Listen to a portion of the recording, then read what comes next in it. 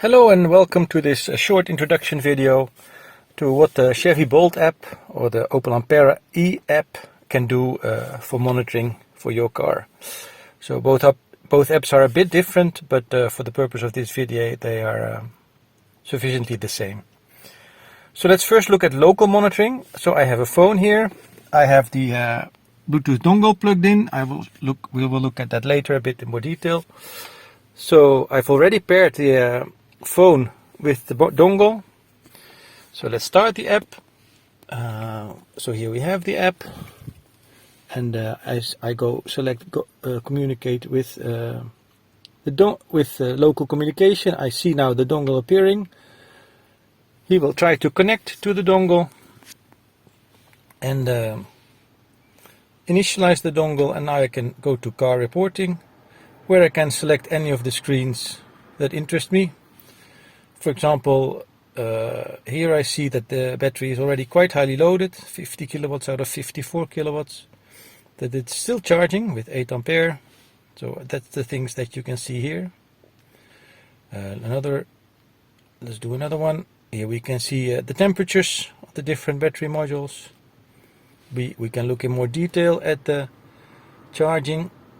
So here we see that there's 3.6 kilowatts going into the car AC power, but only 3.27 or even 2.9 in going to the battery. So it's not 100% efficiency, this AC-DC conversion. We lose quite a lot of power there. Maybe a last one. Cabin conditioning. So here you can see how much power the cabin heating is using, and actually this was one of the big surprises for me, that this is using so much power depending on how you set your settings on the dashboard. Okay, if you're driving, we can go to hyperdrive info, and here you see your instantaneous watts that you're using, and then a calculated range based on that condition. So this performs less averaging than what the display on the car does, on the dashboard. So you will get a more accurate view of, under these conditions, how far you can come. And lastly, we have we can check with what computers in the car the app can talk. If I switch on the car, then all the modules will be there and all the screens will be fully populated. When the car is only charging or even turned off, then there will be less computers available and we will have less information in the different screens. So this finalizes local reporting. So you can, up to Bluetooth distance, so let's say up to 5 or 10 meters from the car, you can talk to the Bluetooth dongle via Bluetooth and check these things. But of course it would be nice to check these things much further, anywhere, in your house or in your apartment upstairs, or check if the car battery is already loaded or not. So for this we have remote reporting, which uses two phones. So the first phone will be located in the car. We call it device A. So let's say that this is our device A. And what we have to do is we have to start remote reporting in this screen. So when we do that, we get a pop-up and it gives you an ID, quite long, 20 digits. You have to be very careful and note this somewhere. And with that ID, because the ID you also have to type into your device B so that you retrieve the right information. Okay, I start. So now the remote service is running on this phone. You can also see it in a notification bar. That is also where you can stop the reporting if you like. And now I can even leave the app and this reporting will be running in the background. Be careful to read the web pages, because especially when you don't continuously power this phone, you would have to do some settings to make sure that the Android doesn't kill. Doesn't kill. That was not so smart.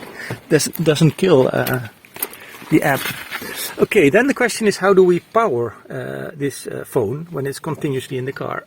For that, let's look a bit closer here. So here we have the ODB dongle. I've put a splitter cable in. So that is the dongle. That is the ODB port, and I put in a splitter cable. And then in one of the ends of the splitter cable, I put the ODB dongle, and in the other end, I put the power adapter, a power adapter that can deliver the phone with power. I also have here 2 examples.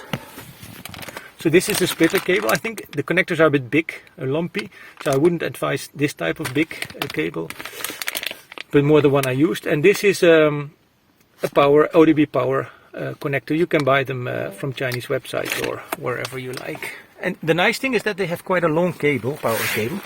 So then I put this cable behind here, and here, because you have to make up your mind where you want to put this device A into the car. For now I've placed it under the seat, so the cable comes here. You can see that it's freely moving, so it's not really well, it's not really in danger that the plastic would harm it. Finally it ends up here. Now let me connect the phone. So the phone is in, and then I put the phone somewhere here to the edge, so that it can still see some of the sky for positioning purposes.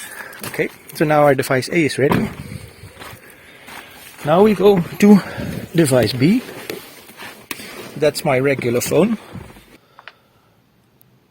And when I open the app here, I don't have to activate any of the Bluetooth or GPS or location permissions, because I just use the network, and I can go to general information. And now we see already that the car is charging. The total estimated battery capacity is 54.5 and 50.9 is full. Car is charging, 93% full. We also see that device A is 94% loaded. It will go to 100% because now it's connected to power. And we see where the car is. If I enable GPS on this phone, I also will see where I am with this phone. So then it's easy when you have to find your phone in a foreign city. And the good thing is, this type of information will be available anywhere, right? As long as your phone, you yourself, and the car are both in network coverage. So this we call remote monitoring, and remote monitoring also has all the same websites available, all the same reporting screens available as I had with local reporting. The only difference is that the update frequency is a bit less compared to the local reporting. So local reporting is basically continuously updating the screens, and here we have an update frequency of something like 20 seconds. Yeah, you can also do the ODB check, which computers I can talk to. So loading, during charging, you can typically talk to these two. Okay, that's basically what I wanted to share with you. Thank you.